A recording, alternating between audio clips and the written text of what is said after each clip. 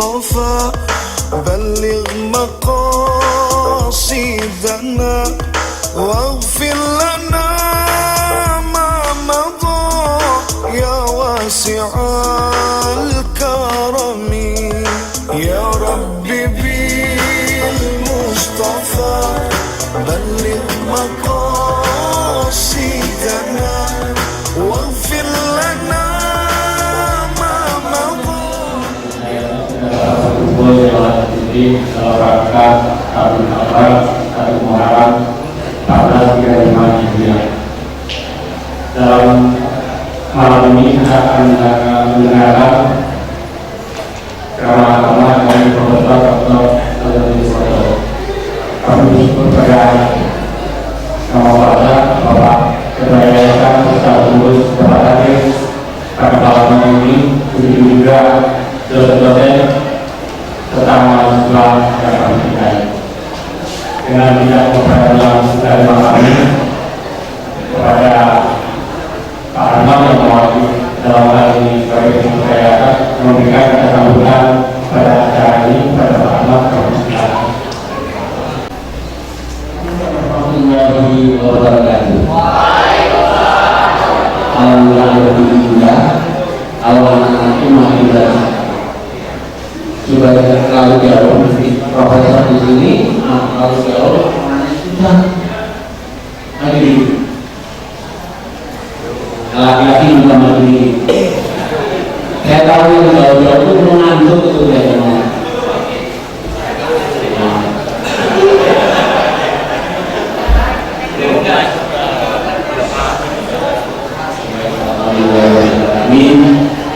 Wabihi nasta'in wa alaihi salatu wassalamu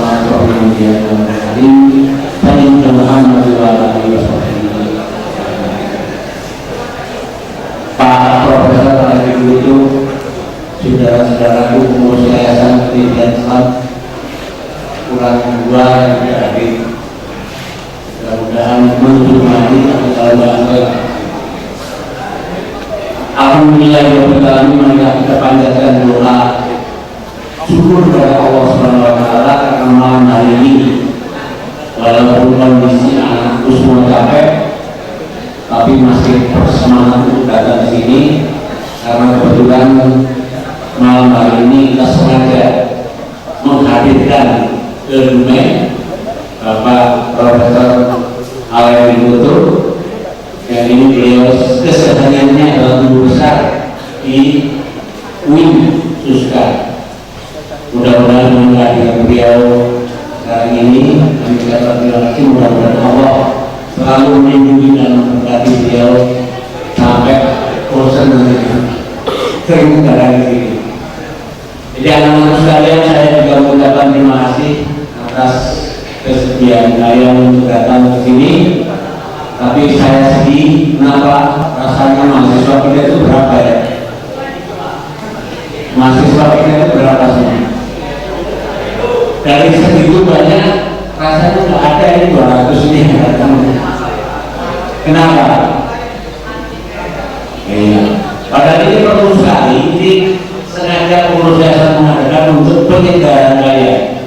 Tiap hari diisi, tiap hari di ilmu-ilmu yang matematis semua kali ini harus disegarkan rohani kita supaya berimbang antara rohani dan ilmu yang ada itu tiap hari itu berimbang. Ini yang menyebabkan pengurus yayasan dan para dosen yang terhormat sengaja mengadakan acara ini dan mudah-mudahan acara ini bisa kita laksanakan kapanpun, kita laksanakan rutin sehingga ada keseimbangan yang kalian terima daripada setiap hari di tempat kuliah dengan rohani kita yang kita isi malam hari ini. Saudara-saudara para dosen, nggak tahu yang ada berapa sekarang, Pak, banyak. Kami ucapkan terima kasih juga partisipasinya. Semoga dengan kehadiran para dosen akan menambah spirit buat anak-anak kita, jasmani dan rohani maksud saya, supaya malam hari ini juga diisi nanti oleh para profesor kita hal-hal mengenai keseharian kehidupan kita di dunia perguruan ini.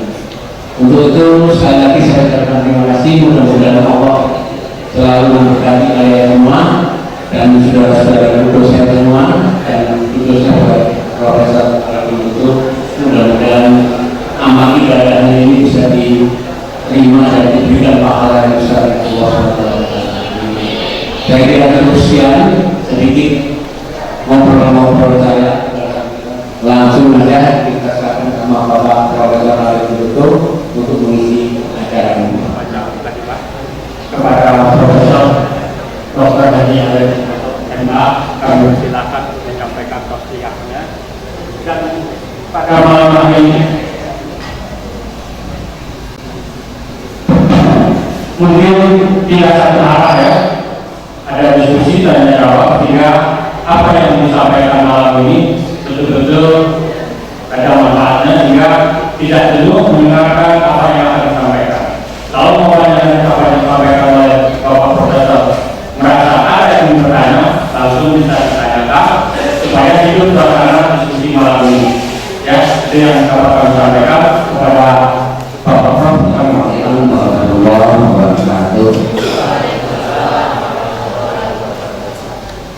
Alhamdulillah, salatu wassalamu ala Muhammad Rasulullah sallallahu alaihi wasallam. Amma ba'du. Kami sudah mati Bu Ketua, Bapak pengurus, dan saya sebut satu anak-anak mahasiswa dosen yang saya cintai. Tadi siang saya menghadapi ibu, sekarang menghadapi anak muda ya, anak muda. Tentu caranya baik. Apalagi yang hadir di hadapan saya ini adalah calon pemimpin masa depan. Amin ya Allah. Dan kalian memang harus siap menjadi pemimpin masa depan. Dan mungkin yang kedua ini itu. Jadi kalau itu bersiap-siaplah untuk mengurus negeri kita ini dengan bekal dua saja bekal utama dalam hidup ini. Yang pertama ilmu pengetahuan, yang kedua akhlakul karimah. Dua bekal hidup itu dua, ilmu pengetahuan satu, akhlak satu. Ilmu tinggi, skill, akhlak baik. Kemanapun kalian pergi, seperti pohon batang singkong, dapatkan halaman tumbuh. Kemanapun pergi, di dunia ini kalau akhlak baik, ilmu pengetahuan dikuasai. Atau seperti itu bersiap-siap ketika muda ini. Saya banggakan. Kita sekarang memperingati tahun baru Hijriah. Hijrah itu apa? Pindah. Jadi pindah tadi dari rumah ke kampus, hijrah. Ya juga. Tadi dari bawah ya kan, hijrah. Apa lagi? Dari sini kalian lagi ke rumah atau tinggal di tempat kawan, hijrah juga. Tapi itukah hakikat dari hijrah? Ternyata hakikat hijrah itu kata Rasulullah adalah hijrah dari hal-hal yang dilarang oleh Allah. Dilarang oleh Allah, dilarang oleh Rasulullah, dilarang oleh nilai-nilai hukum yang diajarkan oleh Itu namanya. Jadi kalau begitu, hijrah itu sesungguhnya tidak bermakna fisik. Hijrah itu bermakna jiwa, mindset, cara berpikir. Dari malas menjadi rajin, dari biasa membuang waktu tanpa ada hasil yang sifatnya produktif menjadi produktif. Pergi ke warnet, apa yang ditengok di warnet, apa yang dibuka, bisa membuka informasi tentang bidang studi, tapi bisa juga membuka yang lain-lain yang tidak sesuai dengan bidang studi, bahkan justru merusak pikiran dan mental yang membuat kita lupa dengan studi. Itu biasa. Waktu nonton televisi di rumah, 1 jam, 2 jam, berjam-jam menonton. Ingat, televisi itu adalah media bisnis. Kalau orang bisnis itu hitungannya apa? Wah. Kalian pernah berpikir waktu nonton itu yang pertama apa? Ini kan mulai kosong. Ini kayaknya meja semuanya. Orang yang mati sekarang bisa hidup lagi. Yang bercerai suami istri itu tidak. Kalau ini bohongan, kenapa saya harus sungguh-sungguh? Sudah jelas ini membohongi saya tahu. Nah, main saya itu berpikir ini saya gunakan untuk sekedar hiburan. Apalagi televisi kita itu kebanyakan advertisingnya apa? Bisnis, berjualan, iklan, atau orang Minang menggali. Maksudnya sebentar, 3 menit iklannya banyak. Kita dipaksa menonton iklan, menonton orang yang memamer, apa namanya, mempromosikan dagangan, terutama untuk yang laki-laki. Di antara promosi dia kan rokok. Iklan rokok itu disini adalah iklan yang sangat atau paling menyesatkan. Kenapa menyesatkan? Kenapa tidak? Rokoknya apa? Orang rock climbing, mountaineering, ya kan? Kemudian ada loncat dengan harimau, macam-macam, terjun, hebat-hebat, kotak-kotak. Pada tempat ini, masa orang rokok sekitar itu, rokok itu sudah racun. Tapi karena anak muda kalau orang rokok, nah ini kan merokok lah. Dan itu rokok lama-lama minum. Dia kan itu.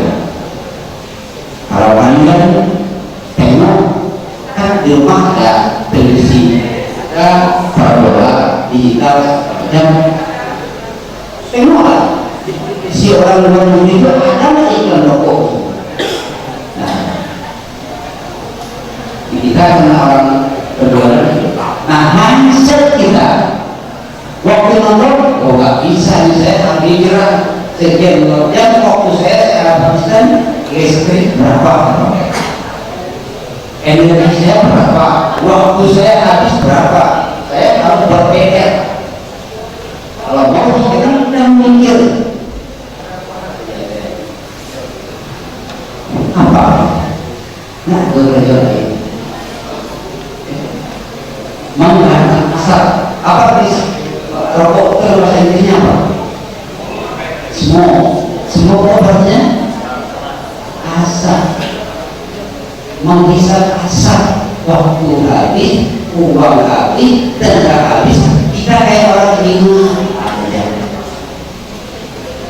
Kalau mengatakan udah, tapi itu karena kita buat bermaksud, dan itu dimanfaatkan oleh orang-orang tertentu dan digunakan anak-anak muda yang tidak mau hijrah pemikiran masih. Jadi ada yang merasa itu Pak, ini selama ini mengisap begini itu ada cara melakukan ya kan? Nah kalau sekarang apa gunanya hijrah?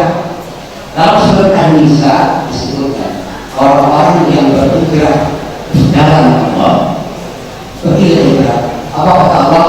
Mereka akan mendapatkan jalan yang lapang, yang baik, yang sangat bagus, dan akan menambah rezeki. Orang yang mau berhijrah rezekinya bertambah. Meninggalkan yang buruk dan merugikan, meninggalkan yang baik bertambah. Makanya orang perantau banyak lebih sukses daripada orang yang tidak merantau. Orang perantau itu pikirannya berkembang. Kenapa berkembang pikiran perantau? Karena dia hidup penuh dengan tantangan. Orang yang kampung-kampung saja, dia aman-aman saja, dia tidak tertantang. Kalau dia ada sekali mahasiswa mau sukses dan benar, jangan lari dari hadapi diri pada itulah hidup. Tahu apa yang kata hidup? Aristoteles mendefinisikan hidup. Hidup adalah berdiri menghadapi tantangan akibat pilihan. Kalau sudah memilih jadi mahasiswa, hadapi tantangan apa? Kuliah dengan baik, pendidikan dengan baik. Jangan loyo. Saya menghadapi tantangan. Ini ada jadi mahasiswa tantangan ini. Oh, dosen ada yang begini, ada yang begitu, itu tantangan. Mudah-mudahan sekarang dosen kuliah kita tahu. Ya, kalau di komputer dan internet tidak ada dosen kuliah. Dosen kuliah itu pakai pun juga nilainya paling tinggi C itu D, C begitu. Sekarang lagi dosen seperti itu. Kalau ada lagi dosen yang tidak maksudnya pandai tapi ditekannya juga itu perlu dipertanyakan. Pertama kedosenannya, yang kedua kemanusiaannya. Tapi kalau dikatakan tidak bermalas, apalagi nakal ya. Jadi apa kalau orang yang hijrah di jalan Allah yang menemukan bumi yang lapang, yang mendatangkan rezeki untuknya. Kalau kalian mau mendapat rezeki banyak nanti hidup yang lapang, hadapi tantangan dunia. Belajar dengan sebaik-baiknya.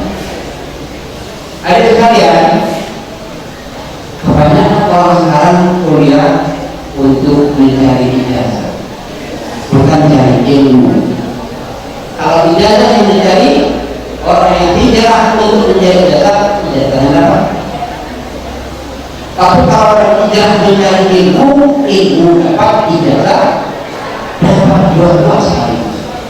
Orang yang hijrah mencari ilmu itu namanya hijrah di jalan Allah Subhanahu. Ilmu dapat, bisa dapat. Ijazah itu hanya pengakuan formal. Ya. Jadi hijrah karena Nabi adalah apa namanya, mengubah mindset. Orang yang ingin berhijrah dia akan mengalami peningkatan dalam hidup. Yang kedua, yang ketiga, Nabi hijrah dari mana? Dari Mekah ke Madinah. Mekah kampung halamannya. Islam berkembang justru setelah hijrah. Dia dikatakan oleh Allah dalam surat An-Nisa tadi. Nanti juga dengan sahabat ke Madinah, di situ Allah berkembang. Akan terjadi tantangan hebat. Apa yang dilakukan oleh Nabi? Pertama kali, sewaktu beliau mau masuk ke tanah ini, membangun apa yang dibangun oleh Nabi itu? Masjid. Pertanyaannya adalah kenapa Nabi membangun masjid? Tidak usah. Kenapa tak usah buat? Kenapa ada kafe? Aku sudah berjalan jauh nih. Kok ada kafe? Tapi itu masjid yang dibangun. Masjidnya dari bahan pohon kurma. Atapnya ada kurma. Orang yang cerdas tidak melihat bangunan masjidnya. Orang yang cerdas melihat apa makna dari masjid. Kenapa Nabi membangun masjid pertama. Dan itu kemudian yang membuat negara Madinah menjadi makin besar sampai ke Spanyol. Orang-orang Barat pelajar di Spanyol di Cordoba. Nanti adik-adik kalau kita tinggikan kata Bung Karno, tinggikan cita-citamu setinggi bintang di langit, rendahkan hatimu sedalam mutiara di lautan. Artinya nanti mudah-mudahan berhasil pergi ke Spanyol itu. Di Spanyol itu banyak peninggalan sejarah kekayaan Islam. Nanti tolong sebentar, kuliahnya yang dibagi dulu. Nanti kalau kuliah dibagi, kalau tanya adik-adik mana yang suka dengan mau atau makan kue? Kue mau, yang dulu, sok. Kuliahnya sudah dengan bagi itu. Kalau sudah begitu nanti ya. Jadi begitu, ya.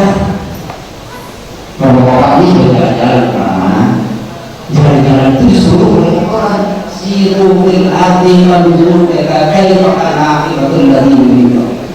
Jangan ada bukan ini pelajari apa yang terjadi di orang yang dulu atau kebanyakan akan datang. Sayangnya yang melakukan perjalanan Amerika, Cina, Korea, Jepang, kalau jalan dia memotong, mencatat, menengok datanya. Nah, kalau orang kita jalan apa? Dia apa? Visual. Begitu tinggi jalan-jalan, laut, buatnya, enggak, enggak gitu. Tembok biasa biasa, tembok biasa. Kalau sekarang sudah bisa banyak membuat begitu, tetapi kesannya kok lain.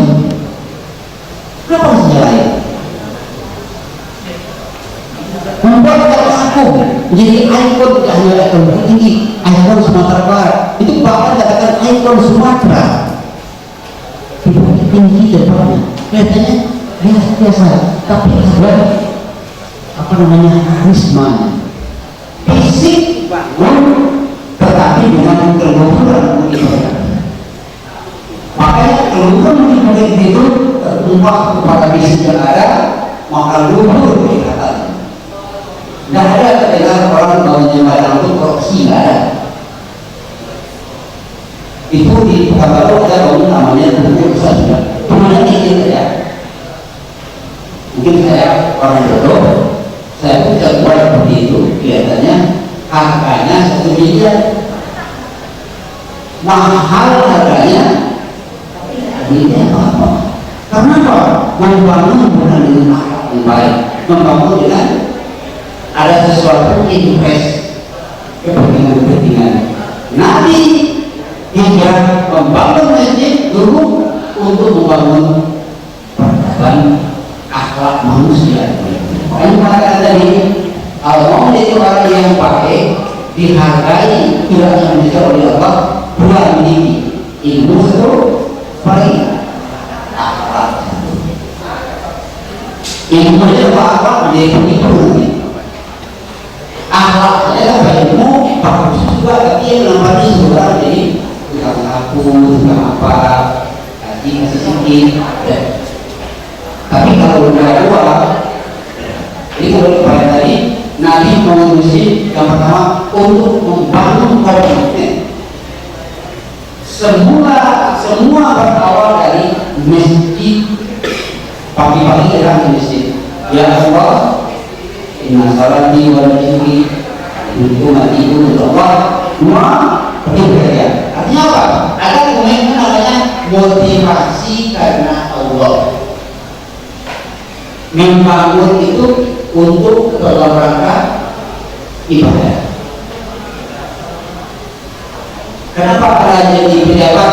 Karena saya ingin membuat pengabdian saya kepada Allah lebih tinggi daripada orang yang tidak jadi pejabat. Kenapa ada jadi pejabat? Supaya saya banyak dapat tinggi. Itu tidak mesti. Itu namanya manajemen motivasi. Manajemen motivasi yang terbaik adalah kerja sebagai ibadah, kerja sebagai pengabdian. Itulah etos kerja Islam. Apa yang kita sediakan? Bahwa kerja itu sebagai benar saja. Dulu tahun 95 di Jakarta itu ada pameran namanya Festival Istiqlal.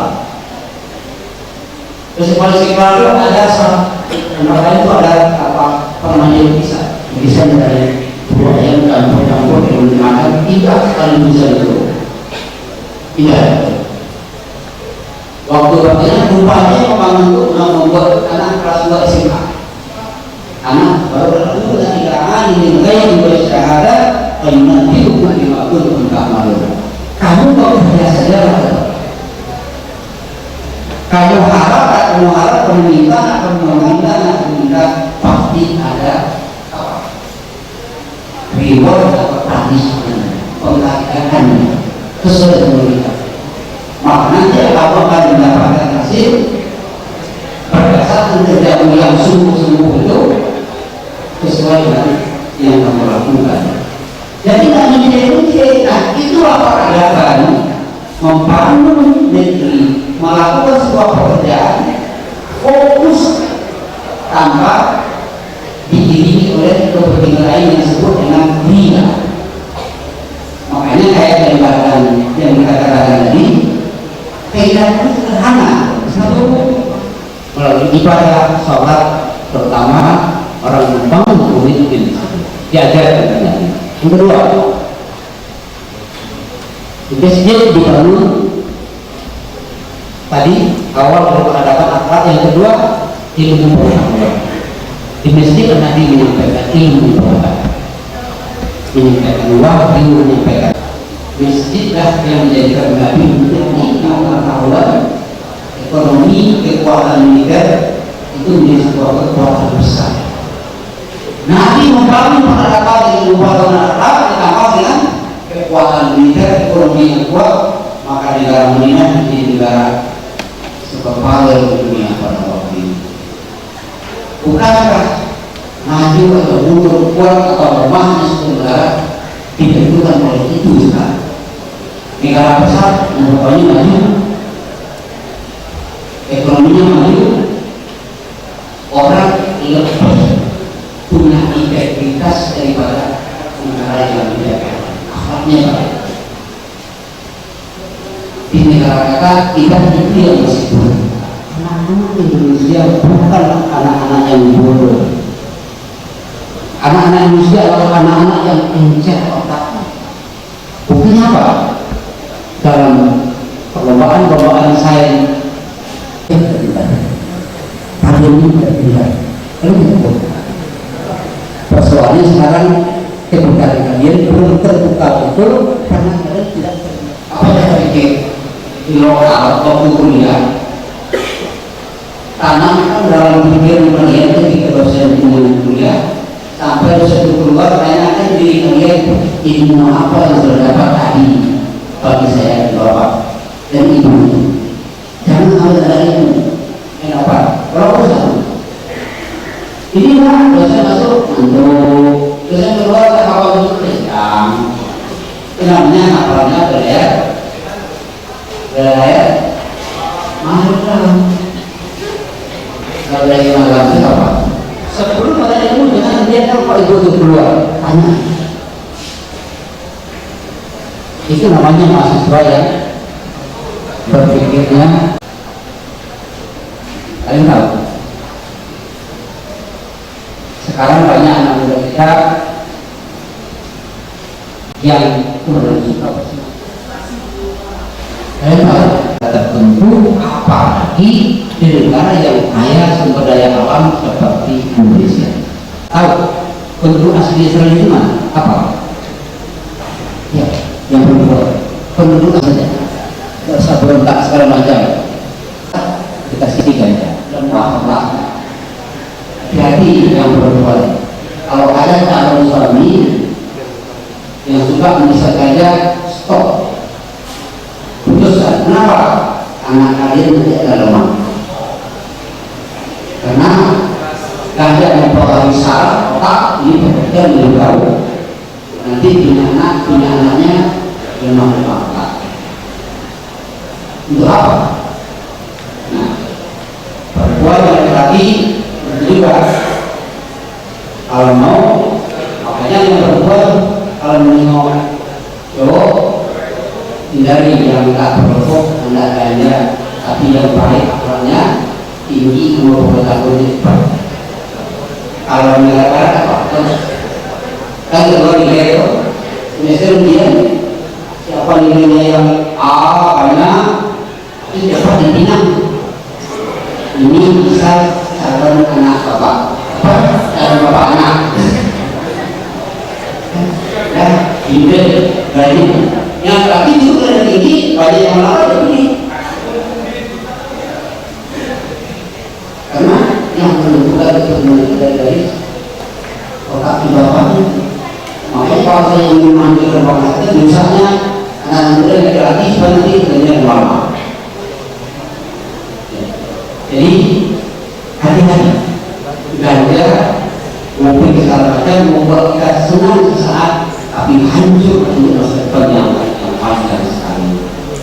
Jadi jauh itu, bagi yang sudah pernah mencoba itu, apalagi kita dulu, kalau ingin hidup menjadi baik, masa depan menjadi terang, nanti kan itu pertama kalau berkaitan dengan hijrah ini. Kemudian apa yang dilakukan oleh Nabi? Menyatukan masyarakat. Orang dari Ansar dari Mekah sampai ke Madinah namanya orang apa? Muhajirin. Muhajirin itu kalau sudah orang tanah berdatang. Orang Madinah apa namanya? Ansar. Kalau Ansar itu orang tanah namanya putra daerah. Tempatan. Orang Nabi disatukan bersaudara. Apa? Yang datang membangun, yang menerima merahimpun. Itu dilakukan oleh Nabi membangun Madinah sebagai sebuah awal peradaban modern. Akibatnya apa? Tidak ada lagi istilah putra daerah atau pendatang, tapi semua milik penduduk Madinah. Apa buktinya? Orang-orang Ansar itu ketika sahabat Nabi datang dari Mekah datang, kan aku lihat orang-orang Nabi Quraisy tidak tahu apa-apa.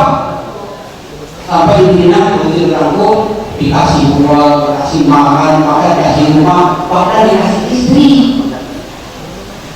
Dulu orang-orang jahiliyah sebelum Islam yang kaya-kaya istrinya sampai tidak bisa dengan itu. Banyak sekali. Jadi kalau ada sahabat yang datang dari Muhajirin, kamu di rumah saya, istri saya ada 10 untuk kamu.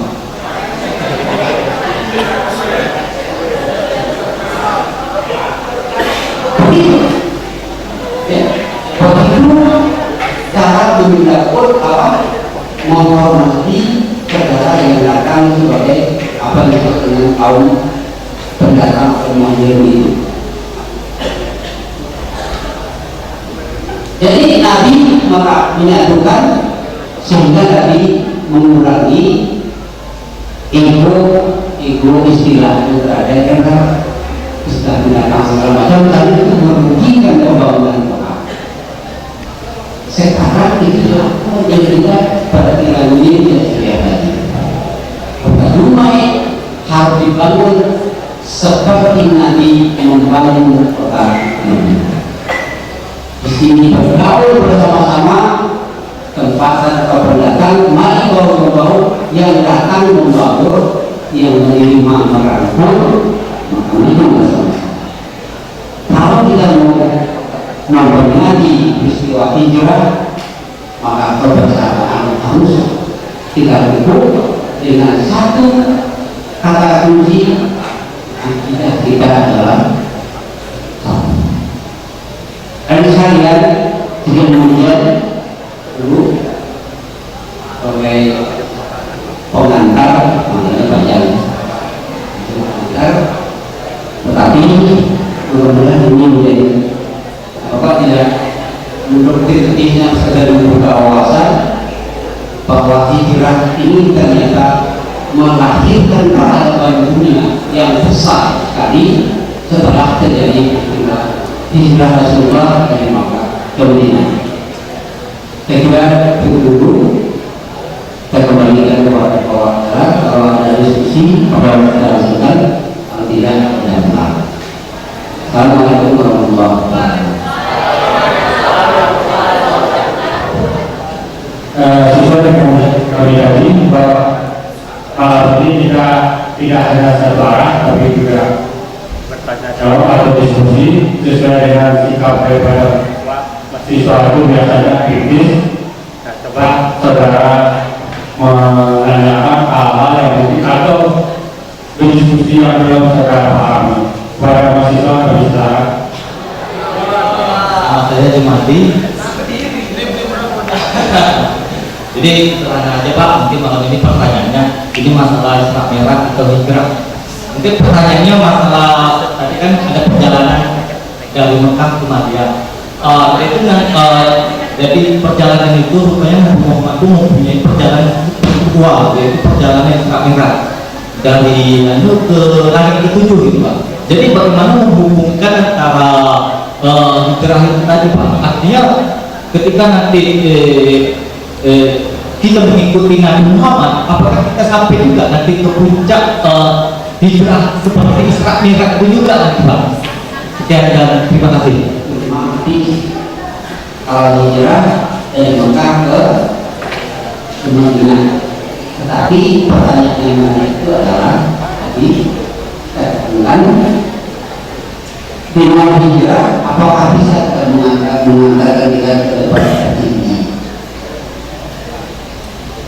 Ini sudah bacakan surat An-Nisa 100. Hijrah itu adalah awal dari keberhasilan manusia terangkat dari tempat ini. Secara keilmuan, secara ekonomi, dan lain sebagainya. Artinya adalah gerakan hijrah adalah mengubah, meninggalkan segala perilaku yang destruktif kepada perilaku yang konstruktif. Itu. Oleh sebab itu hijrah mengantarkan kita kepada yang baik. Lagi-lagi sekarang kan masih saja kita mengagumi barat. Barat itu, dunia barat itu maju sekarang mereka hijrah. Walaupun tidak menamakannya hijrah. Apa hijrah orang barat?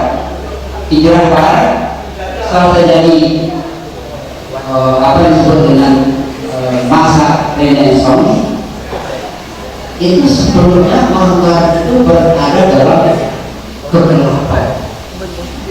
Gereja atau pendeta sangat dominan menguasai rakyat, sementara gereja pendeta ini di belakangnya ada raja, ada istana yang menguasai. Istana ini menguasai gereja pendeta untuk memperoleh apa yang dimau oleh raja dia banyak patuh kepada raja, maka agama Injil itu digunakan untuk membuat rakyat menjadi kecanduan kepada agama, sementara agama itu diperkerat oleh raja. Apa contohnya? Mereka katakan raja itu adalah bayangan Tuhan di muka bumi. Oleh sebab itu, apa yang diinginkan oleh raja itu berarti diinginkan oleh Tuhan. Apa yang dibutuhkan oleh raja berarti dibutuhkan oleh Tuhan. Oleh sebab itu, apapun yang diminta oleh raja harus diberi, diserahkan. Raja minta tanah, berikan tanah itu siapa? Untuk raja, untuk Tuhan. Raja minta tanaman, hasil pertanian, berikan hasil pertanian untuk Tuhan. Apa lagi? Raja minta anak orang, laki-laki untuk bekerja, perempuan untuk bekerja, berikan anak untuk Tuhan. Maka ketika salah seorang dari orang barat nama Martin Luther, dia belajar di Spanyol, di Cordoba. Cordoba pada waktu itu berada di bawah kekuasaan dinasti Umayyah II di Cordoba. Situ ada universitas tertua pertama di Eropa. Dia belajar di situ, terbuka pikirnya, pencerahan. Apa kata Luther? Semuanya, kalau semuanya itu raja, tanah itu raja, tenaga kita itu raja, anak kita itu raja, Tuhan. Tanah untuk Tuhan, hasil tanaman kita untuk Tuhan, anak kita untuk Tuhan. Untuk kita mana? Kalau Tuhan itu kurang aja sekali. Oleh sebab itu apa? Bunuh aja Tuhan. Lalu mereka bunuhlah raja Prancis. Terjadi pada revolusi Prancis, Raja Louis yang ke-13 ke-4 itu dibunuh. Jadi kalau raja mati, apa katanya? God is dead. Tuhan yang mampus. Mati tidak? Tuhan. Nah, ketika Tuhan mati, gereja dampaknya pendeta pergi ke gereja, mereka tidak mau lagi ikut gereja. Mereka kembali pada alam pikiran sendiri, mengolah pikiran filsafatnya yang diambil oleh dari Spanyol. Mereka hijrah, ditinggalkan yang zaman ke-8. Mereka lagi pada zaman ke-8 disebut dengan zaman Alvaro, filsafat ilmu. Ya mungkin Bapak sudah belajar dengan filsafat ilmu. Itu zaman enlightenment, pencerahan. Maka mereka tinggalkan dia dari tinggal di gereja, pendeta dengan itu. Nah, dicoba download di internet. Itu ada namanya film, itu namanya The Name of the Rose. Name of the Rose itu meneranjangi ke apa dilakukan dalam kali ada beberapa besar di Roma. Kebetulan saya pernah itu tahun beberapa ketika ada beberapa besar di situ terjadilah apa yang saya tadi. Ya, jadi begitu despotisnya gereja waktu itu memperkara wahyu-wahyu Tuhan untuk kepentingan raja, makanya banyak dimintain orang barat itu menjadi hingga walaupun mereka ada nama hingga, tapi itu namanya berbeda dari gelap kepada yang terang. Makanya sekarang menjadi sekarang itu pengetahuan, tapi harapannya menjadi Kira gitu jawabannya. Nah, kalau sudah kira tidak berilmu, berilmu, tidak berakhlak, pada berakhlak. Tapi kan sudah jelas bahwa pertimbangan kota itu kan dilihat dari suatu kemajuan, artinya ada keberhasilan. Itu kan dari sudut pandang dari segi manusiawi, tetapi dari segi spiritual gitu Pak maksudnya. Jadi kita ini kan Islam ini kan ada segi spiritual, jadi tolak ukurnya Pak. Jadi kalau ukur yang disebutkan tadi hijrah itu kan jelas ada yang suatu keberhasilan. Jadi jelas bahwa bukan ini keberhasilan, artinya dari yang gelap kemajuan gitu Pak, artinya ada perubahan. Tapi dari segi spiritual tadi Pak, artinya kita merasa bahwa perjalanan ini bagaimana Pak, udah nampak gitu Pak, sehingga nanti seperti gambaran Nabi Muhammad dan perjalanan dia Pak gitu Pak. Apakah seperti ini Pak gitu? Jadi merupakan yang tidak diridai Allah, tidak diridai Allah, semuanya berawal dari sini. Hal ini yang tidak gerak, maka tidak akan baik. Coba orang Brunei ada aslinya apa? Brunei ini mayoritas agamanya apa? Islam. Salat itu mencegah orang berbuat keji dan pertanyaan kita, sudahkah kota Dumai bebas dari kejahatan? Belum. Kalau begitu, syaratnya belum syarat spiritual, syaratnya baru syarat fisikal, syarat fisik.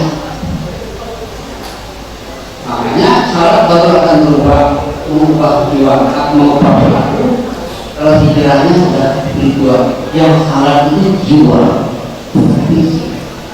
Memang fisik untuk sujud, tapi intinya adalah jiwa. Apakah syarat jiwa fisik terbawa? Dan syarat fisik tertentu. Allah Akbar, fisik. Berbahaya yang pernah jiwa. Terbayang kampung halaman, terbayang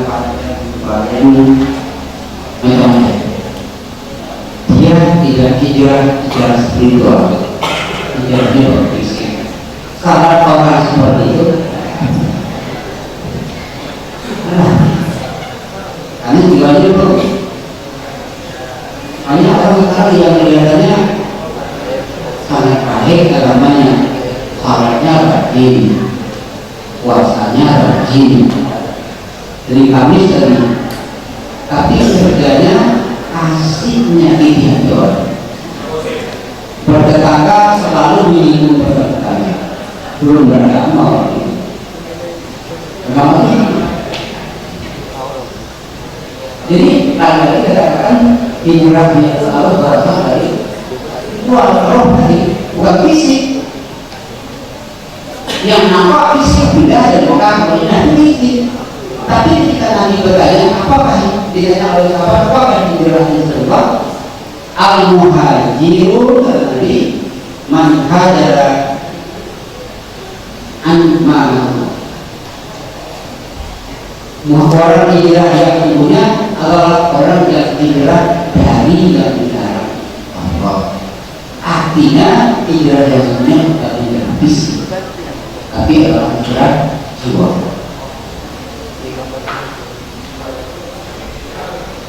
Kita belum ya. Orang rajin, korupsi ya juga. Para koruptor ini tahu. Saya punya teman juga kan, tertangkap karena dituduh korupsi. Tapi hebatnya apa? Kemarin tahu 3 minggu lalu, bagaimana? Saya sudah putus Pak, sudah polis berapa 2 tahun, tapi dia di penjara sudah lebih dari 10 tahun. Apa pengalaman kamu di penjara? Katanya pengalaman saya di penjara katanya orang-orang yang diponis atau diponis, orang-orang yang baru tersangka terdakwa sampai saat sidang ponis jatuh rajin puasa, rajin salat malam, rajin baca Al-Quran. Ketika ponis sudah jatuh, apa yang bilang? Ya wes mas, udah ponis. Salat enggak lagi, puasa enggak lagi, tapi dua yang tidak mau belajar daripada masalah ponis, jadi salatnya untuk ponis, puasanya untuk ponis, nanti ditangkap lagi, salat lagi. Nah, berbuat baik lagi, dan sebentar mati. Polisinya apa? Polisinya di akhirat. Apa kejadiannya? Kalau polisi sekarang bisa pulang rumah lagi, kalau itu saya masyarakat tahanan. Kalau polisi di akhirat, mana punya? Karena tambah banyak, peraturan tambah banyak, tapi perasaannya tambah seberapa. Saya nggak tahu di rumah ini. Kalau mau di saya pekan baru, kalau kenapa pekan baru di rumah? Apa? Lampu merah? Lampu merah ini? Lampu merah? Misalnya ada masalah juga. Kalau tahu saya pegang hijau, tabrakan di saya. Itu menjadi masalah. Saya sebenarnya mengamati di rumahnya kayak gini, mudah-mudahan rumahnya tidak seperti itu. Tapi ada kayak polisi militer. Kalau tolong polisi kampus, ya kalau polisi kampus tidak akan polisi kampus. Nah, di kampus tadi berbicara dengan Bapak Dokter, Pak Muda, bapaknya motor. Kalau tambah masa sebanyak ini mungkin kampus semua motor lagi. Nah, semua hebat kuliah juga. Kenapa? Maaf kalau sudah tengok di orang ke kampus pakai pusaka, pakai kereta api, pakai sepeda. Orang namanya jalan. Kita dari tempat kos ke warung pakai motor. Semakin laku motor, seperti sama yang boleh. Bagi motor mana? Cepat. Kayaknya kita beli motor pakai apa? Kredit. Kredit uangnya di mana? Tahu nih. Dengan lain misalnya.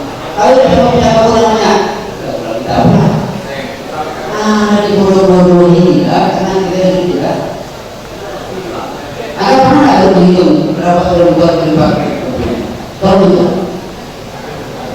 Saya pernah menghitung minggu lalu di Pekanbaru daerah Panang itu duduk sambil makan bubur ya pagi-pagi 1 menit pada hari Rabu jam 8 1 menit 122 uang dulu 123 tentunya berapa? 70 sekian betul ini? Lepas sebagai dengan teori orang berpulang 23 hari berapa? Itu tidak lagi saya boleh lain berapa banyak uang masuk untuk depan berarti berapa produksi yang dihasilkan di jauh lain tidak berapa pakaian dan berapa semakin lemah Indonesia dan kemarin tidak lagi akibat naik motor berapa pusingnya setiap bulan bayar ini segitu orang tua membayar memikirkan tidak banyak uang anak tapi bayar kredit. Nah itu kita untuk orang lain nggak sempat kita tapi kita sebagai diri perkenalkan nama saya Pak Dinoto, saya dari program studi Stadium Sipil Semester 1. Saya ingin bertanya kepada Bapak Profesor, untuk tahun Hijriah sendiri itu ada pada saat kepemimpinan siapa? Dan satu lagi kan dalam Masehi kan dalam tahun Masehi kan ada terkenal sebelum Masehi. Apakah untuk Hijriah atau juga tahun sebelum Hijriah? Terima kasih. Assalamualaikum. Coba ulangi. Yang pertama itu tahun Hijriah itu dimulai pada saat kepemimpinan siapa? Dan satu lagi, apakah Hijriah ada sebelum Hijriah dan tahun sebelum Hijriah juga? ya sudah. Terima kasih. Assalamualaikum warahmatullahi wabarakatuh. Negeri yang rasanya banyak batu ini, negeri ini tidak akan pernah aku tinggalkan. karena cintanya begitu. Ya. Nah, kemudian sebelum hijrah apakah ada sudah hijrah? Artinya apa? Melalui peristiwa hijrah Allah menunjukkan kepada semua manusia kalau ingin maju, kalau ingin berkembang hijrah, hijrah itu fisik tidak tepat, tapi hijrah tidak fisik adalah hijrah. Kalau jiwa manusia berkembang dengan yang lain, kalau di dunia tidak bisa berkembang, bukan kemampuan juga kemampuan dan kalau pergi ke arah nanti akan ada orang yang baik jadi ada hijrah begitu, tapi dalam artian yang sesungguhnya adalah tidak bermasalah di bawah keberanian. Sahabat kemudian mengambil hikmah hijrah, yaitu hijrah jiwa. Tapi yang penting itu salah satu yang membuat kita payah maju sadar apa? Egoisme kesukuan, egoisme kedaerahan. Itu adalah bahagian dari sifat jahiliyah. Itu yang ditinggalkan oleh Nabi Musa, dibuat dari kesatuan bersama. Sekarang kita kembangkan itu kembali akan mundur.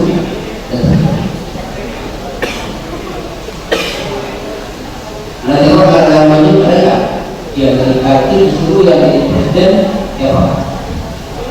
Bapaknya orang, izin Obama, orang hitam itu. Kenapa orang putih? Biasanya salah tugasnya yang tahu itu adalah parameternya muslim, para negaranya berkembang. Jadi namanya orientasi hidup para negara achievement oriented. Orientasi hidup para negara adalah prestasi, bukan primordialistik oriented. Tapi adalah siapa yang bagus berbentuk naik. Kalau jawab bu, lima. Apalagi kalau kalian pelajari filosofi dari salat berjamaah itu luar biasa hebat. Khususnya salat jamaah itu, tapi tidak benar. Salat jamaahnya kita lakukan, tetapi nilainya kita tidak.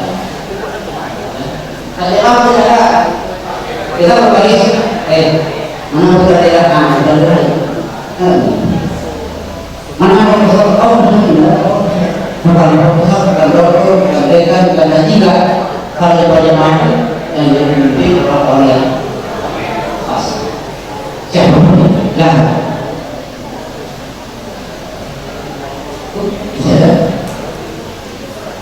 masih ada yang bertanya? Apa sih soal beliau apa?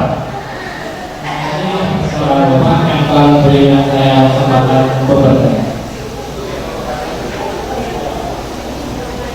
Jadi kisah sejarah peradaban dunia modern yang saya dengar tadi oleh Kanjeng Nabi Muhammad SAW dan telah mendirikan masjid itu tadi. Nah, pertanyaan saya adalah masjid yang dibangun oleh Nabi Muhammad SAW itu sekarang dinamakan Masjid An-Nabawi.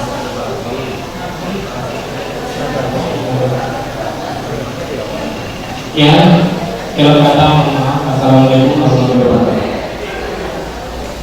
Itu adalah masjid pertama dibangun oleh Nabi dengan cara gotong royong. Itu Nabi membangun kebersamaan. Ibu-ibu waktu itu ingin bekerja apa? Nabi tidak. Kemudian Nabi tidak ikut berjuang.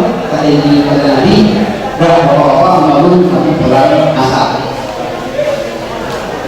Pahalanya pahala sama. Nabi mulai mencontohkan bahwa peradaban itu dibangun secara bersama-sama. Betul tidak ini.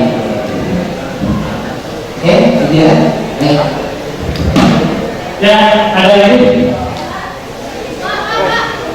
Ya, wanita.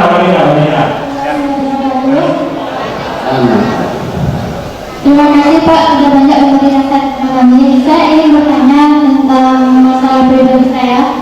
Bagaimana cara menghijrahkan cara berpikir kita dari suatu prinsip yang sudah biasa kita jalani ke prinsip yang lebih baru lagi? Misalnya dalam kasus saya selalu sholat setelah selesai bekerja. Setelah semua saya selesai bekerja, saya baru sholat. Walaupun saya tahu itu melalaikan sholat saya. Jadi saya ada suatu tuntutan bahwa saya harus bisa sholat dulu, baru melanjutkan kerja. Walaupun itu banyak rintangannya Pak. Ya sudah, terima kasih. Waktu kerja dengan konsultasi karena sholat dengan konsultasi ya bekerja pasti terganggu-ganggu. Saya belum salat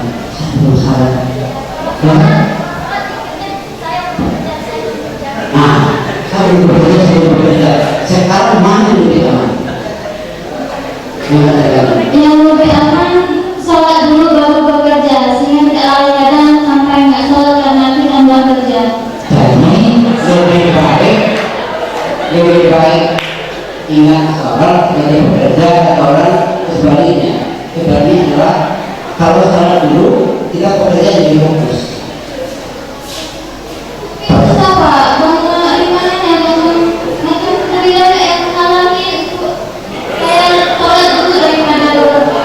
Contohnya, Kalau jika saya sholat kerja dulu baru sholat, saya tenang menghadapi sholat saya, gitu.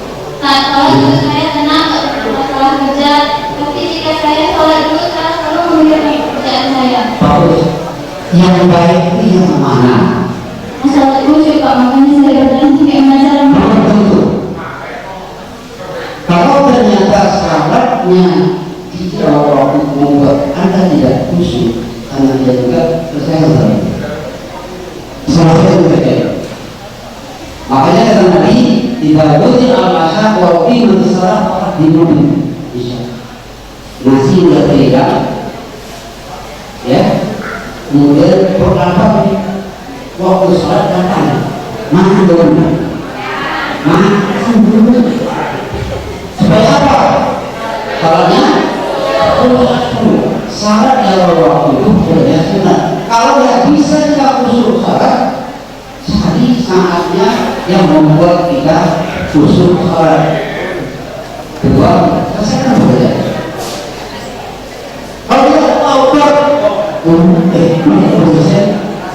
malah yang kaya, selesai.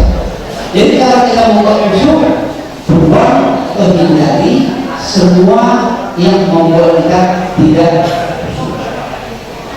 sakit hati kepada kawan. Allah Akbar, awal juga terbayang. Ingat, awal itu sudah tidak sempat.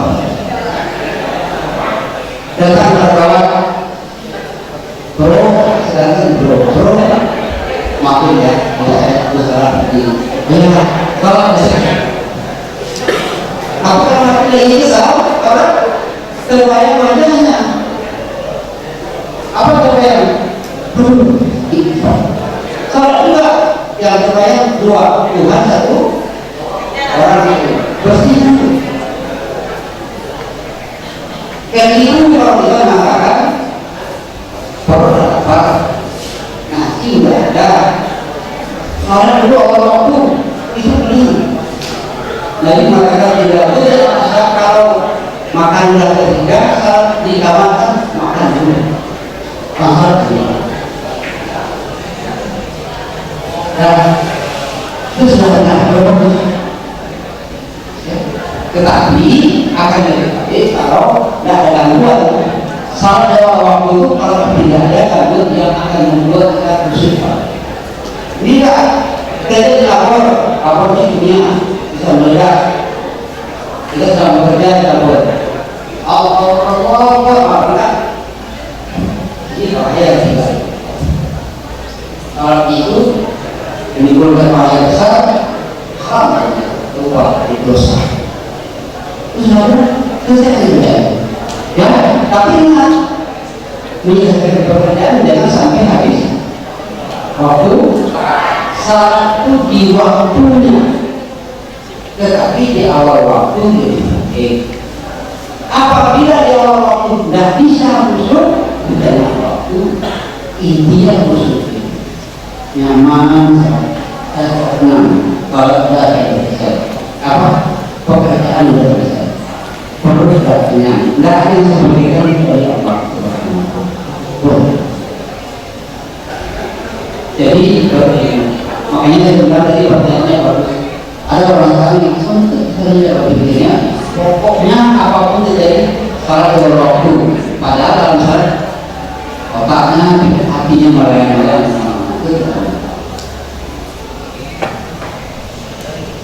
Masih ada berapa? Kita batasi waktu sebenarnya ya. Ya, masih ada 15 menit lagi. Ada pertanyaan?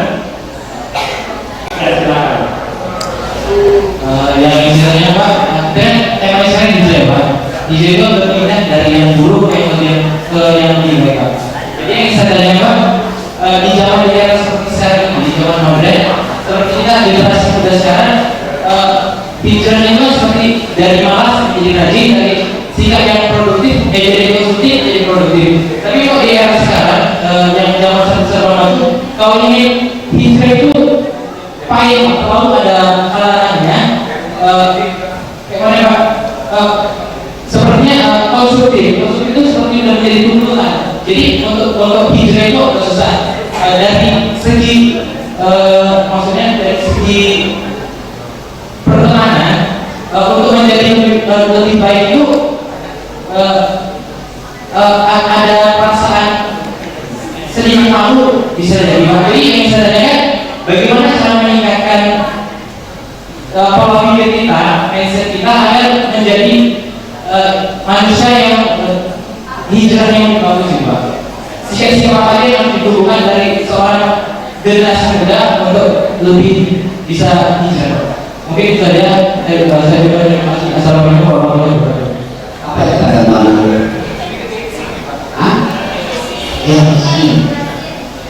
Emosi, malu, gengsi lah. Oke, gengsi apa? Nah, ini itu malu. What is gengsi mean? The meaning of gengsi is malu. What is the meaning of malu? The meaning of is gengsi. Oke, baik. Hidup ini sesuai dengan persepsi kita. Dulu pengertian malu itu apa? Malu adalah apabila kita berada pada situasi atau melakukan sesuatu yang dilarang, oleh agama, oleh adat, oleh nilai-nilai yang berlaku. Itu malu.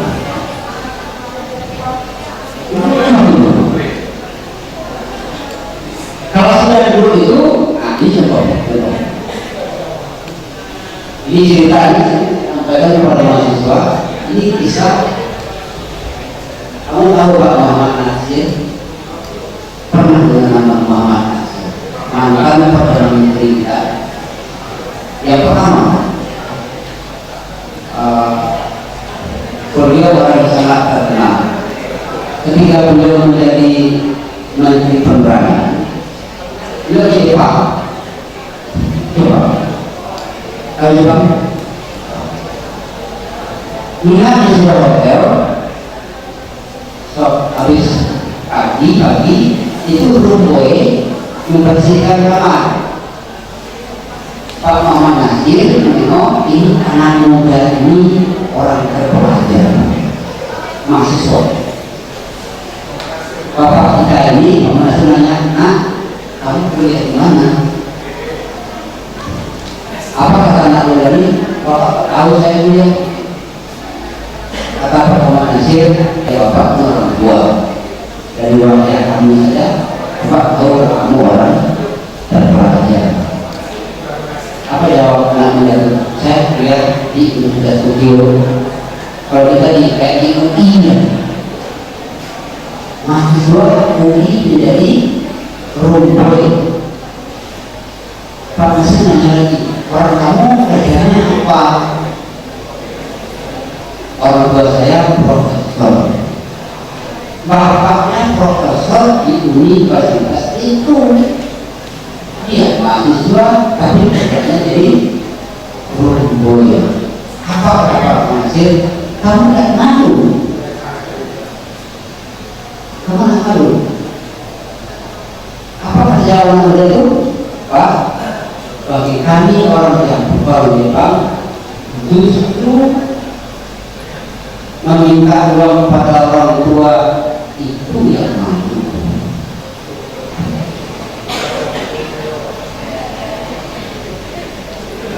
Saya bukan anak KB, Pak. Bagi orang Jepang yang sudah panjang, ya kan, UI tidak punya pacar segala macam. Bagi kami itu yang malu.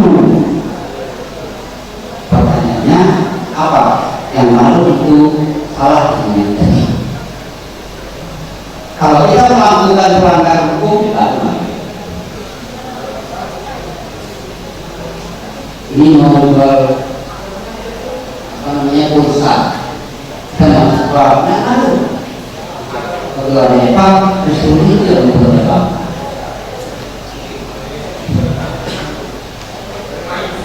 Nah, jadi kembali kepada yang tadi, Bapak bertumbuh di situ saja. Uang pasti disimpan. Tapi kalau saya mati, saya mencuri, saya menipu, itulah malu. Oh, punya kawan tuh, tangannya ini bergerak kita dia sepeda, di belakangnya sepedanya sepeda kontes, sepeda itu pakai apa? Tidak apa? Jadi kalau kuliah ada beli berapa, punya SK. Pagi-pagi saya belikan karena dia habis memasak air di dapur dan jadi kopi. Sekarang jadi kaki kedua. Karena bagi dia malu adalah meminta, malu adalah menipu, malu adalah berbohong. Itu malu. Jadi kalau ya, terutama anak-anak bapak yang saya ini, jauhkan juga persepsi tentang malu. Itu tidak malu, tetapi itu adalah kelemahan. Itu bukan malu. Pertanyaannya bagus, ya. Walaupun dia yang bertanya artinya untuk semua. Bapak berlindung kepada Allah tidak bermaksud untuk di Pekanbaru itu pagi-pagi apa kerja? Ada apa namanya kalau menikah di rumah pagi-pagi dari kampung di kampung.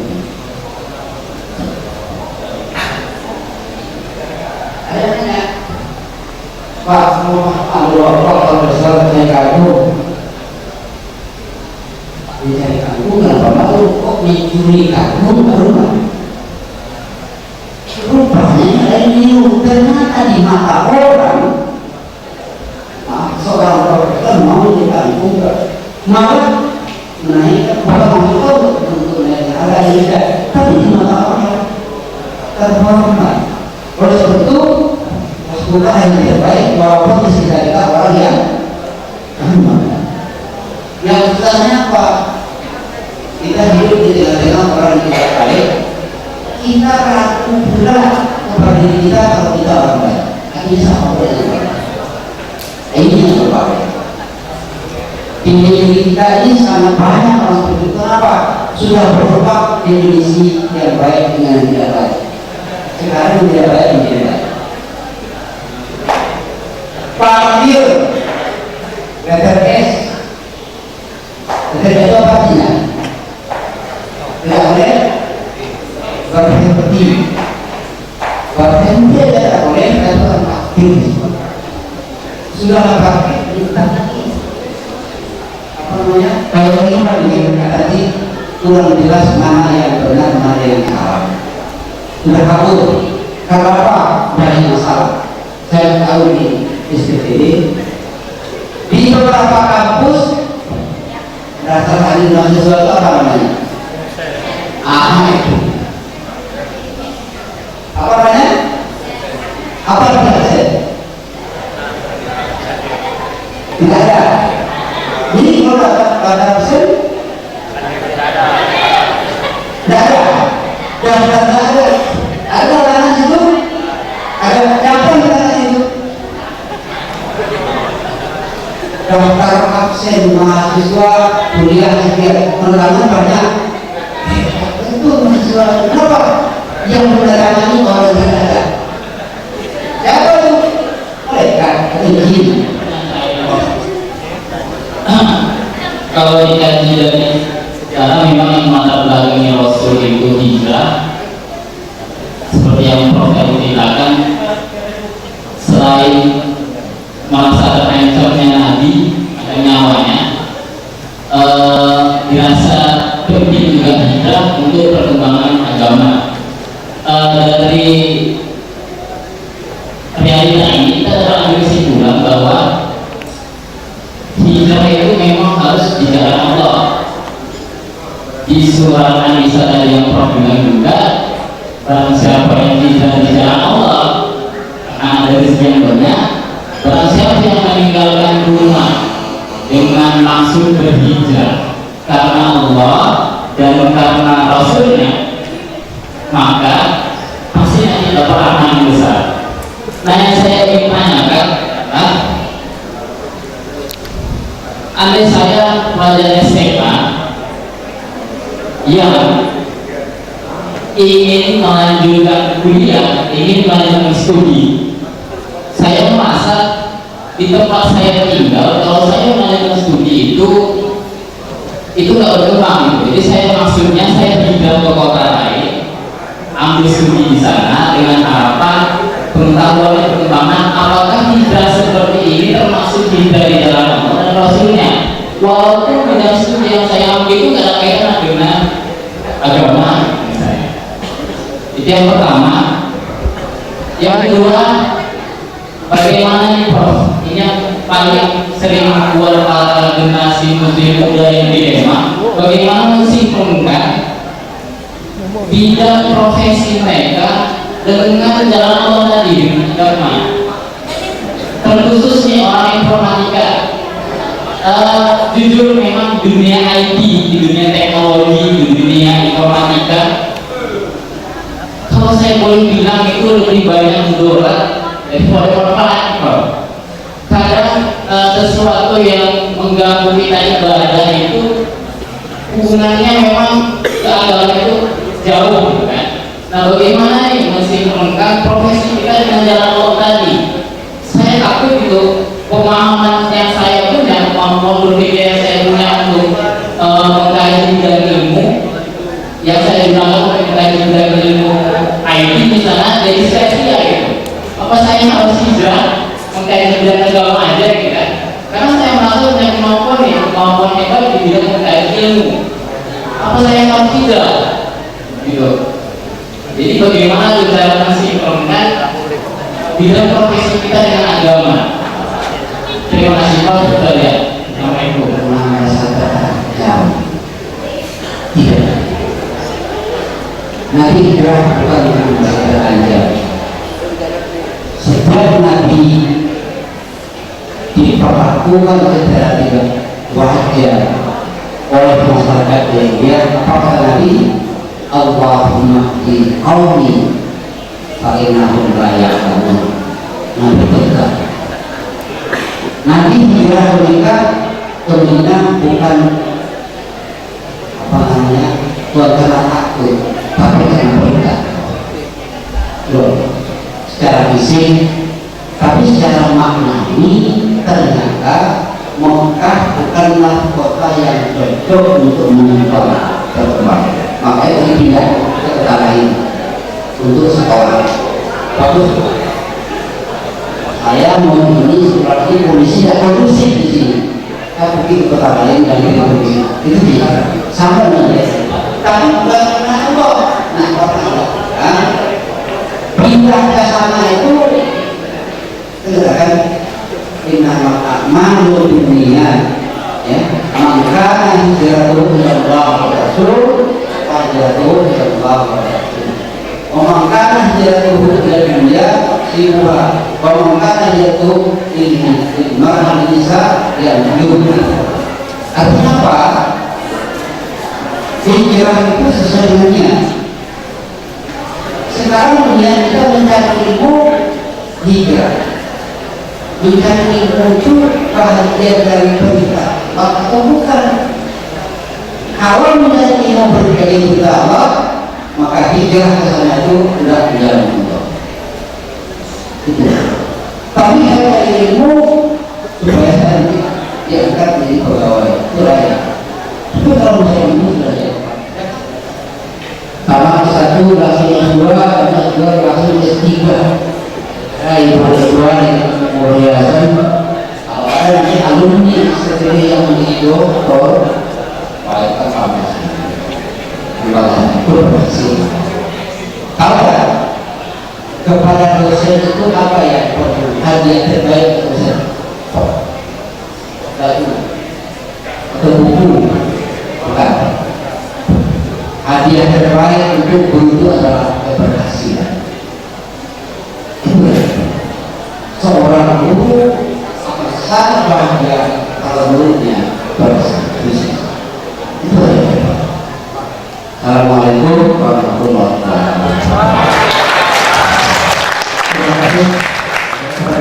Saya mungkin bercerita sedikit tentang juga yang dilakukan oleh pengurus yayasan yang dulunya di Bukit Datu. Tahun yang saya Bukit Datu bekas komplek Hyundai. Dia pengurusnya pindah ke Jalan Wahid, ya, Jalan Wahid, ya. Sudah itu pindah lagi ke sini. Itu hijrahnya. Saya ada yang itu tidak dilakukan dulu. Saya ingin menjadikan berlimpah, ya. Jadi Anda bersyukurlah bahwa apa yang dilakukan oleh yayasan sudah melakukan hijrah yang dilakukan oleh Nabi, ya. Jadi kita berharap bersama ini, ya. Untuk selanjutnya kepada panitia silakan untuk mengumumkan perlombaan-perlombaan yang telah dilakukan dan kami pada minta mahasiswa bersabar sampai selesai acara ini. Silakan kepada panitia mengumumkan hasil perlombaannya.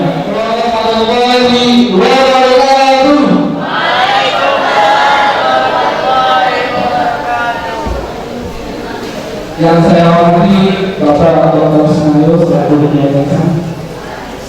Yang saya hormati Bapak Yayasan Lembaga Pendidikan Islam. Yang saya hormati Ibu Sekalian MP selaku Ketua Sekalian. Dan saya hormati Bapak Muhammad Arif MP selaku Bersatu. Yang saya hormati Bapak Ismail selaku Ketua. Dan saya hormati para pemirsa dan sekalian, dan saya hormati dan terima kasih kepada para profesor Dr. Muhammad Kota Imam seperti dengan ini seluruh masyarakat ini. Alhamdulillah ini seluruh Indonesia. Asyhadu an la ilaha illallah wa asyhadu anna Muhammadan abduhu wa rasuluh la nabiyya ba'da amma ba'du. Bersyukur kepada Allah Subhanahu wa taala yang telah memberikan rahmat kepada kita sehingga kita dapat berkumpul ya Allah sebagai rahmat Allah Subhanahu wa taala. Selawat serta salam kita hadiahkan kepada Nabi kita yang Muhammad sallallahu alaihi wasallam yang wasilah Allahumma shalli ala sayyidina Muhammad wa ala ali sayyidina Muhammad. Semoga Allah bersalawat kepada beliau kita mendapatkan syafaatnya ya Allah. Amin amin ya rabbal alamin. Alhamdulillah kita sama-sama mendengarkan ceramah ini dari Bapak Profesor Koto. Semoga apa yang beliau sampaikan dapat kalian amalkan dan disampaikan kepada alim-alim dan kaum muslim semuanya. Dan alhamdulillah dengan kita juga melaksanakan agenda yaitu ada mencari bakat muslim-muslimat di rumah pada tanggal 13 November 2013 tepatnya pada bulan Muharram 1445 Hijriah. Agenda tersebut menampilkan beberapa penampilan, yaitu berupa bersaji, nasyid, puisi dan tilawah. Dan luar biasa saja kalau mahasiswa di rumah yang telah berpartisipasi semangatnya menampilkan bakat mereka. Mereka berhijrah dari bakat yang berbeda kepada bakat yang tersalurkan. Ya, mereka sama lagi. Tapi,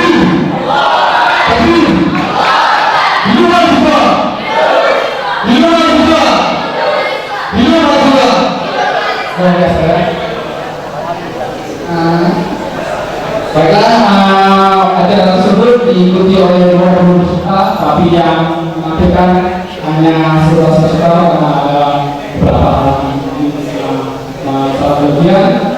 Mungkin langsung saja kita umumkan satu orangnya.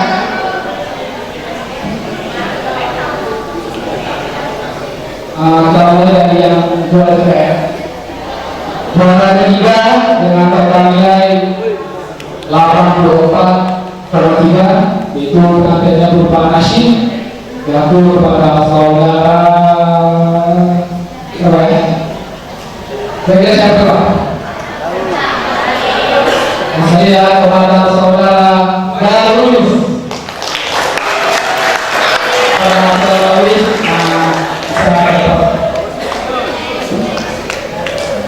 Berikutnya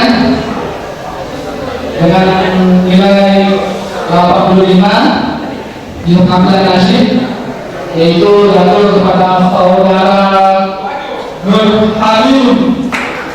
Bertangan pada saudara Nur Hamid. Pada saudara Nur Hamid harus datang atau yang mewakilkan.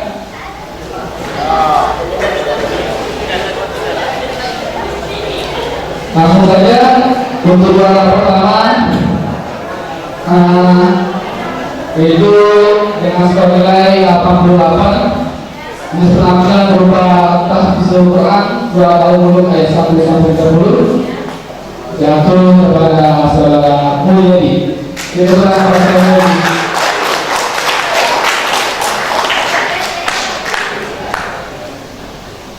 kepada para peserta lomba lainnya agar dapat tampil ke depan untuk yang grup untuk mewakilinya.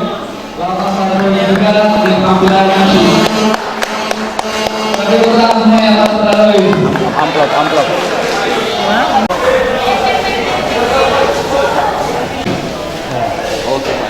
Itu tampilan nasi ya.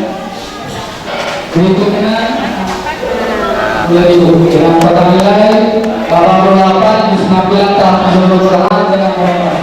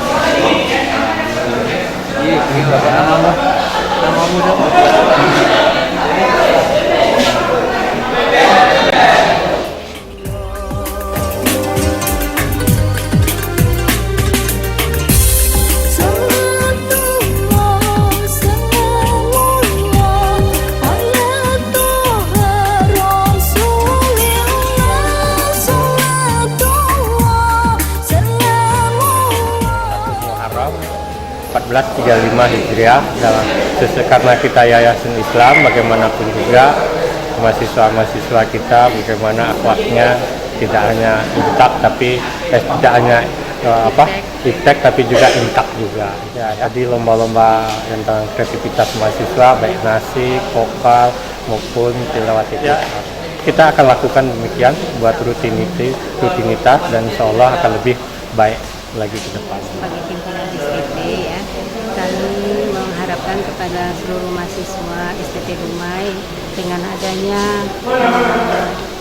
peringatan Tahun Baru Islam 1435 Hijriah. Ke depan mahasiswa kami menjadi mahasiswa yang mempunyai iman dan takwa yang lebih mendalam lagi ya, selain juga meningkatkan ipteknya di kampus kita. Ya, insya Allah ke depan ya kita akan membangun sebuah laboratorium ya. Lagi kita akan fokuskan satu gedung untuk khusus laboratorium yang insya Allah kita akan bangun 2014. Kita juga udah berusaha proposal ya ke Dikti ya, ada bantuan PHP PTS namanya. Nah, insya Allah dikabulkan oleh Allah ya, dan alhamdulillah kita tahun ini juga mendapatkan bantuan PHP PTS dari Dikti sebesar 1 miliar yang kita peruntukkan untuk alat-alat laboratorium dan juga kelengkapan dari proses belajar mengajar. Karena kita pada tahun 2014 bulan Maret mendatang ya, akreditasi kita habis. Sekarang kita sedang menyusun borang ya. Insya Allah ke depan kita berharap akreditasi kita akan meningkat. Yang sebelumnya kita C ya, kita harapkan lebih meningkat lagi ya. Jadi kita udah mempersiapkan fasilitas-fasilitas kampus, dan juga kita sudah meningkatkan kualitas dari dosen dan juga kualitas dari mahasiswa. Kita juga mengadakan pelatihan-pelatihan terhadap mahasiswa ataupun dosen, apakah itu ke berdirinya kampus kita Sekolah Tinggi Teknologi Dumai, perusahaan-perusahaan di sekitar di lingkungan Dumai ini ya, memberikan banyak support kepada kita. Contohnya mungkin Wilmar, mereka udah memberikan beasiswa kepada anak-anak kita, dan juga anak-anak kita yang berprestasi mereka udah ada yang rekrut. Juga dari perbankan udah banyak mahasiswa alumni kita yang bekerja di perbankan, apakah itu di BRI, juga ada di BNI juga, dan bank-bank lain ya, dan juga di dunia industri seperti SDS itu udah banyak mahasiswa kita, alumni kita, SDS, Indopalam. Kita ke depan kita udah menjajaki ya arahnya ke sana, itu gimana kita juga mengharapkan alumni kita bisa langsung membuka lapangan pekerjaan sendiri dan juga bisa bersaing dengan tenaga-tenaga asing yang lainnya.